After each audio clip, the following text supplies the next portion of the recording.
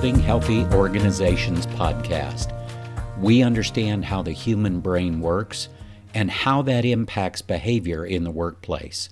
I'm glad you joined us today for our continued journey to understand how to build a healthy organization. Do you really need a strategic plan?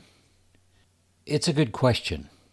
I've worked with a lot of companies that have been successful without doing strategic planning, or at least not a consistent strategic planning process. Here's the challenge. There is no denying the challenges that we face today in the workplace. The economy, uncertainty in the world around us, increased emotional complexity, rising unhappiness, all of these and more are making it even more difficult to focus our energy on high-value efforts. And I define that as efforts that bring value to the individual, to the team, to the organization, and preferably efforts that only that person can do. It may not always be that way, but leaders should be leaders and should spend most of their time doing things only they can do. If they go down into the weeds and start doing the day-to-day work that others could do, there are a lot of issues that come out of that. Planning helps to identify the right roles, the right actions, the right pathways. How good are you at strategic planning? I mean, it's that time of year, right? We probably should try to think about how are we going to finish the end of the year strong, and how are we going to go into 2023? What are our strategic goals? And even more importantly, how are we going to reach those strategic goals? Go back to the question, how good are you at strategic planning? Next question. When you do have a strategic plan, how often does it get implemented the way it should be? Would you be surprised to know that the average success rate for creating a strategic plan is in the mid-60% range? So 60 to 65% of organizations come up with a strategic plan. Maybe not consistently, but that's about the right number. Then consider that the average successful implementation of a strategic plan is in the low to mid 40% range. So of that 60 to 65% of organizations who create a strategic plan, only slightly more than 40% of those actually get the plan implemented. Why? Here's what I've been hearing from people. First, on creating the strategic plan. How do we plan for the unknown? Everything is so volatile. How can we make a plan when we have so many open positions? The supply chain has created roadblocks we just can't plan for. It is difficult to plan for people. Change is happening so fast. How do we plan for that? We are already successful. Why should we even bother with a strategic plan? Then on the implementation side, these are things I'm hearing as far as why people don't get their plan implemented. People are already at their max. We're just too busy. The KPIs don't make sense to people. Employees are disengaged. Our leaders are not equipped to implement the plan. The change will be too much for people. I could list many more in each of these areas, but you get the idea. On the surface, as you and I look at these, they seem fairly simple to solve. However, in the heat of the daily work effort, things are not that simple. In addition, it is never just one of the above. It's usually several of them combined. A complex web of roadblocks that keep strategic plans from being created and then being implemented. So go back to the question, do you need a strategic plan? When I say that word or that phrase, strategic plan, what does it make you think about? How does it make you feel?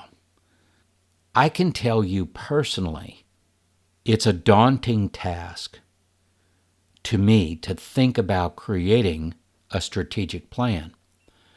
But I know how important it is, and I have worked for years to find a better way to create a strategic plan. In the past, when I've done it, and when I've helped organizations do it, a lot of times it falls flat. And there are a lot of good reasons for that. People don't buy into the plan. They don't understand the plan. The senior leaders come up with a plan, but it really doesn't resonate with the rest of the employees. The plan isn't very realistic. It isn't attainable. There are so many different reasons why creation of a strategic plan and implementation can fall flat. But having a plan is a lot better than not having a plan. Let's talk about that.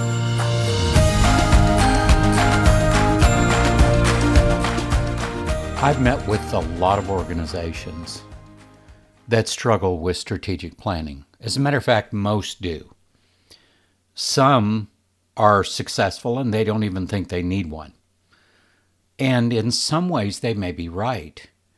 But at some point, how do you scale? How do you grow? How do you plan ahead for the resources you need, the talent that you need, the focus that you want to have going forward? What I've noticed in organizations that don't have a strategic plan, they tend to operate in a way that one year is repeated the next year and is repeated the year after that, meaning it is just a year-to-year thing without a planned scaling or growth process built in. There is an underlying sense of, well, we'll just sell more, or we'll improve something and that'll help, or we'll do this. But it tends to be very tactical in nature. It's good for them. I'm glad they're successful. But are they as successful as they could be? There's a hidden cost to not having a strategic plan. Here are some of the things that we should consider when you think about not putting a plan together. Number one, stress levels tend to be higher where there is no plan. You're just ramping up levels of stress because it's very reactive. There is a clear path to being a reactive organization when there isn't a plan to follow and a plan to help you grow and scale and do the things that you want to do. Secondly, turnover tends to be greater because people don't really have a plan they can rely on. People want to know where we're going, how we're going to get there, and what their impact is. How are they going to impact the success of their team, their organization? The third thing to think about, opportunities can be lost or maybe never even identified if you don't have a plan in place. It's easy to fall back and become complacent when you're successful, when you're profitable, when productivity looks okay. But are you really operating at your highest value? And are you building on the future and for the future? There's another thing to think about. Alignment of people and engagement usually suffers when there is no plan. People don't know what the plan is because there isn't one. Therefore, they're less engaged. The alignment is less because there really isn't a clear path and direction. Teams may be operating on their own. They may have micro plans, but do all of those things align and come together for the best possible competitive advantage? The answer is probably no, when there is no plan. Innovation is much lower in organizations without strategic plans.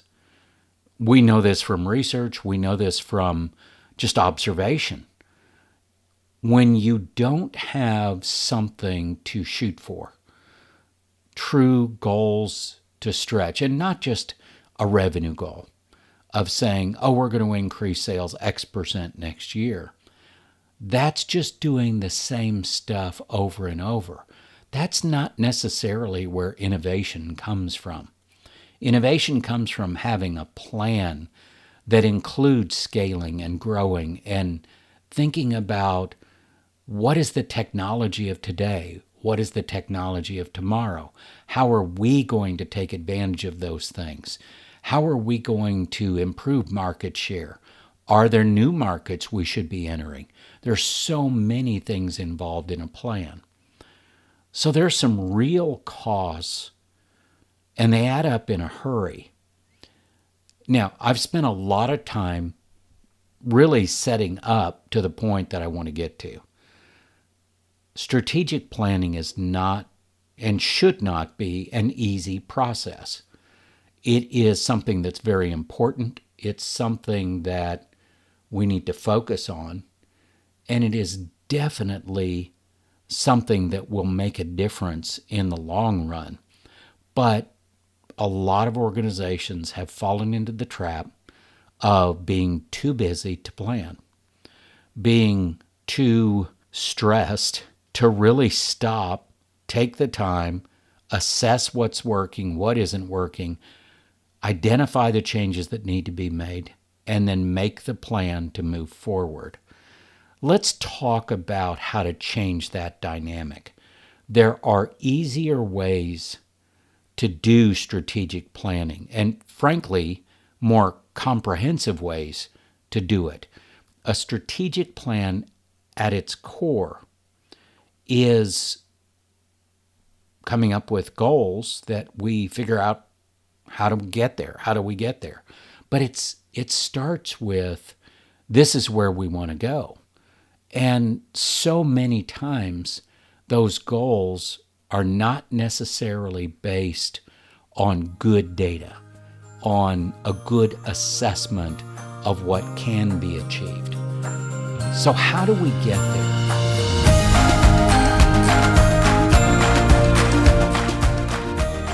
Over the years, as I've worked with many different clients on their planning processes, something has become very clear. And it's the same way with my organization. We need to do strategic planning. But what I've learned is we're not going to call it strategic planning. We prefer the term success pathway. Now, that may just seem like terminology, semantics. Are you just, okay, is that just a word you came up with? No, it's a very specific concept. It's a model of planning that is far more effective than the traditional strategic planning process. Why is it more effective? Why do we call it that? A strategic plan tends to focus on the desired outcomes and usually does not cascade the needed action steps throughout the entire organization. And that's key. I am sure that it can be cascaded down a level or two from the people that are creating the plan. But does it really get through the entire organization in a way that is understandable, in a way that everyone can wrap their arms around it and engage with it?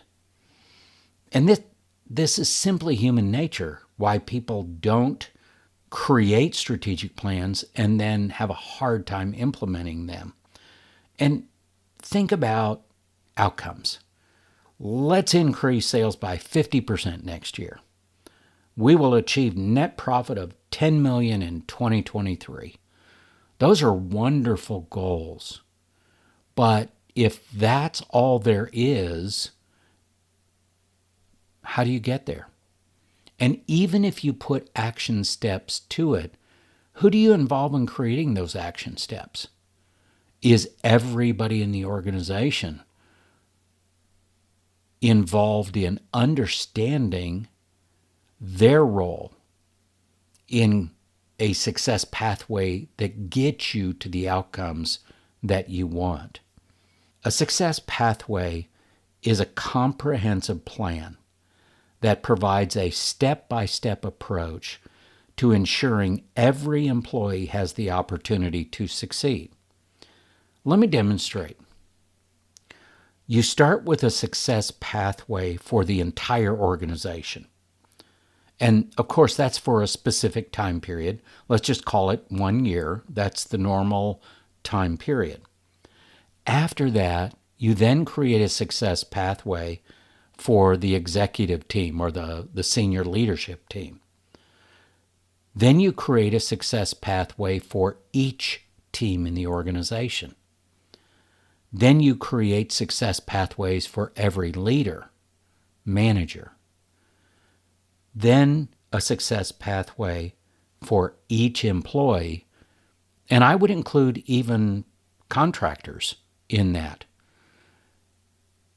That sounds like a lot of work. And in some ways, yeah, sure it is. It's a lot of work, but here's the benefit of doing that. It becomes easier as you complete them. You get better at completing these success pathways. It's a lot less work than struggling through the year without a plan or trying to implement a strategic plan and manage to it that is not well accepted. If everybody has skin in the game, every individual, every team, every leader, if everybody has skin in the game and they know what their success pathway looks like, you're going to get much higher engagement levels. You're going to see people truly want to align and be successful. And you're going to clear up a lot of the uncertainty and lack of clarity that most organizations face on a regular basis. There's a massive benefit when the success pathways are created because they provide a foundation to build on year after year. Think of it this way. If you had 10 salespeople and they all have the same role, your success pathway will be almost identical for every one of those people, with the exception of their personal development, personal growth goals, those kinds of things. But the rest of it is going to be almost identical. That means we are doing a role-specific pathway for employees and leaders. We're also then building it for the future. You're building a hiring model to hire to. You're building scalability by knowing what the expectations are for every role in the organization. You're creating clarity. You're building trust. You're engaging people. You're inviting them to walk a pathway where they can be successful.